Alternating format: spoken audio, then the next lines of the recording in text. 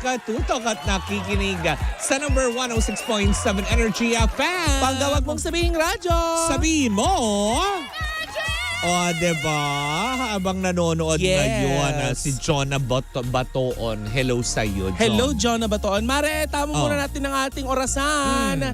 11:09 na ng umaga at ang oras na yan ay hatid sa atin ng Air Asia. O, diba? Na nakakaloka. Yes. Ay, kumusta ang weekend mo, Mars? Ang saya. Ang saya-saya lang na maaliwalas kasi over the weekend, hindi naman ako talaga naggala. Kasi umattend ako ng 2-day seminar ng Ancient Path. Yan. Kung saan nga naman tayo ay nahimasmasan. Ay, taray. Diba? Tayo ay na-blessed. Ay, Kaya, taray. yun lang ang mga pinagkabalaan ko over the weekend. And then, kahapon naman, yun, nag-practice lang kami kasi nga, diba, magkalaban tayo sa Webes. I don't see you kalaban. Ano? Performer. Ay! Kasi manonood lang ako sa'yo. Parang I'm so excited to see kung anong pinaghandaan nyo. Wala. Ako na nagsasabi sa'yo. Wala. Nakakaloka. Ay, magpakilala muna tayo, Mare. Ayan, sa mga kabubukas pa lamang na kanilang mga radyo sa magandang umaga, ako po si Kapitana Sisa. At ako muna ang inyong Tita Cora. Wow, inyo muna? Oo. Bakit? Mamaya Jennifer Lopez. Wow! At ito na ang Baklitas! Woo! Woo! At syempre, hello pa rin po sa lahat ng mga nagnenegosyo ngayon. Oo. Hello sa mga, ayan, alam mo, may nagpapabati at umaabot tayo sa may Kamarin, Caloocan. Hi po sa inyong lahat. Hello! Yan, isama na natin yung mga taga-Deparo, Caloocan. Hi! Hello po sa inyong lahat. Ay, Mari, yung mga opisina dyan sa gilid ng LTFRB, hello po sa inyong lahat. Saan lugar yan? Dyan sa may Quezon City, sa may Tinyahan. Ay, oo. Yes. Sa bagay, isa lang pala ang opisina ng LTFRB. Ano ba yun? Oo. Hello po sa inyong lahat dyan. Sa magandang araw pa rin po. At syempre, batiin din natin, of course, dahil nakasama namin to ni Lindsay last Friday. Lahat po ng staff and crew ng Siso International Incorporated, lalong-lalo na dyan sa may Panay Avenue, and of course, yung mga taga-Baisa, Caloocan. Hi po! Hello po sa inyong lahat. Mare, may dala-dala ka bang chismis? Ay, naku, meron, Mare. Dahil nga, diba, maugong ang usapin. Nang? Tungkol nga dito sa, alam mo yon, sa babatuhan. Oo. Ni na Vice Ganda at Christopher Mi na mamaya mo yan ididetalye. Oo. Ito naman din kasi may kinalaman din sa mga binitawang salita ni Manay Christie patungkol sa pag hindi pagre-rate ng Showtime. Oo nga. Diba? Pero eto, Mare, aminado naman ang GMA7 na tipong, lumalaban, hindi man mahigitan. Yung mga noontime show, during noontime, nagpapasalamat sila. Kumbaga parang in a way, pinasisinungalingan nila na tipong, hindi naman nila correct me, correct ko. Hindi nila pinasisinungalingan yung tukol dun sa rating. Pero isa lang nga kaya nila yung pagmalaki. Sabi nila, over the years na may GTV, ngayon lang daw talaga halos umakyat ang sales ng GTV na nakadagdag daw sa kita ngayong taon ng GMA7. Oo, Mari, kasi sila mismo ang magsasabi niyan dahil sila mismo ang nagpapasok ng show eh. Correct, diba? Diba? Tsaka yung mga commercials na pumapasok, kumbaga parang sa history ng GTV.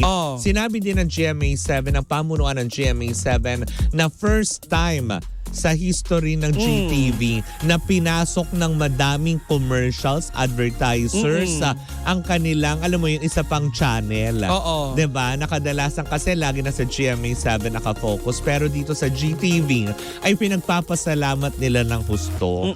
Diba? Nabiyaya ang pagdating ng Showtime sa kanilang network. Hindi lang din yan. At syempre sa mga empleyado ng GMA7 kasi syempre, diba? Nakakapagbigay ng trabaho, dagdag trabaho eh.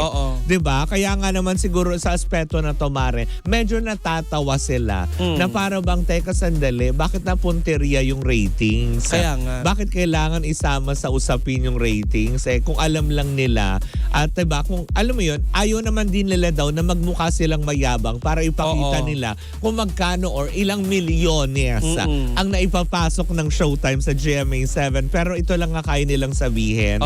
Blessing ang pagpasok ng Showtime sa GMA7.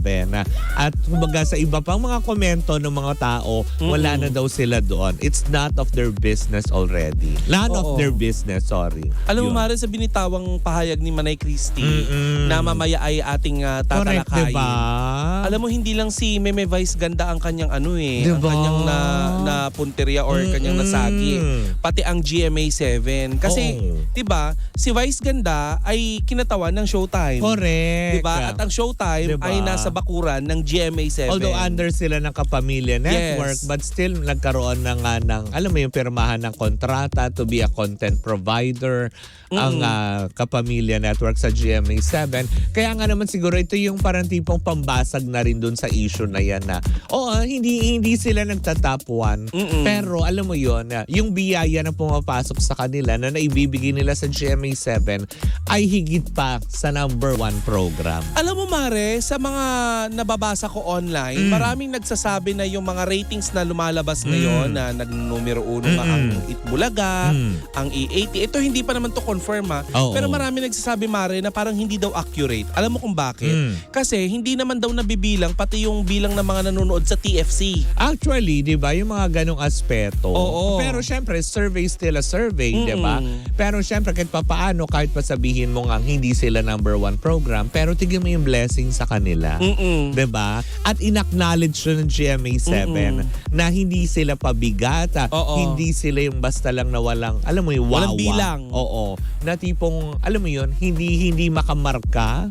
Di ba? Pero hindi Kaya nga ngayon ang saya-saya nga doon ang pamunuan ng GMA7 dahil nga sa kinikita, ilang buwan pa lamang na nagpapalabas or pinalalabas ang Showtime sa GMA7. Pero yung balik at yung ikot talaga. When it comes to business side, ay Mare, palong-palo. Kasi, Mare, madali lang naman sa GMA7, lalo na sa GTV, na sipain ng Showtime kung hindi talaga kumikita. Correct, di ba? Kaso, Mare, ilang buwan na. Uy, na pinagsisisihan daw ngayon yan ng ng TV5. Talaga? di ba? Di ba hawak nilang ang numero 1? Oo, meron naman sila, may E80, di ba? Nagsisisi sila hindi dahil sa nawala sa kanilang Showtime. Dahil? Nawala sa kanila yung ibang mga teleserye na, alam mo yung pinalalabas sa kanila. Diba? Ay, nako. Kasi yung ibang mga parang ibang teleserye na parang tipong may mga projects correct me if I'm wrong parang may mga hindi na 'di ba? May mga hindi na ipapalabas. Tapos may mga na sa iba na lang siya nakikita, 'di ba? So magugulat na lang din tayo, malay nyo, 'di ba? Ang Batang Quiapo papapanood nyo na sa GTV, di ba? Tunay nga, Mare, na kapag nawala sa yung isang bagay, doon mo makikita kung anong kahalagahan nito, no? Truth, 'di ba? Yung mga ganong aspeto. Pero syempre, kung lahat naman daw, may dahilan kung bakit nangyayari. At mas magandang nangyaring dahilan ito for GMA7 kasi yung pala, 'di ba, yung dating tinuturing nilang kalaban, sila pa pala yung mag-aangkat ng blessings para sa kanilang himpilan. Oo nga. Diba? But anyway, Mare, let's hope for the best. Correct, diba? Kasi tinatamasa naman yan ng GMA, ng Correct. GTV. Lahat, lalo diba? ng Showtime. Kumbaga parang, kaya pagpatuloy na lang din natin. Diba? Parang sa kanila, katulad yun si Paulo Ballesteros, tsaka si Meme Vice, may lumabas na commercial. So patunay lamang na wala na sa kanila yun. Hindi na sila magkakalaban. Magkakaibigan na silang lahat. Correct. Yun lang naman ang importante dun sa lahat. Well, anyway, siyempre ko muna ang ating chika for today's video sa aking pagbabalik. Sa akin talaga. Sa aming pagbabalik. Yan, isang matig mong chika na naman may kinalaman sa Bardagulan. Na-excite ako dito, Mare. Hindi ba? Well, yun. Uulitin lang din namin na yung ibang contents nga ba, pakiklaro correct us if we are wrong. Yung ibang mga channels nga ba, yung ibang mga contents nga ba, hindi na nga ba napapanood sa TV5? Please comment down below kung hindi pa. Yan, for clarification. Correct. Diba? Well, anyways, ako po si Kapitana Sisa. At ako naman yung Tita Cora. At ito pa rin ang Baklitas! Woo! Woo! At tuloy-tuloy pa rin po ang ating tugtugan. Siyempre, dito po lamang yan sa number 106.7 Energy FM. Panggawag mong sabihin radyo. Sabihin mo!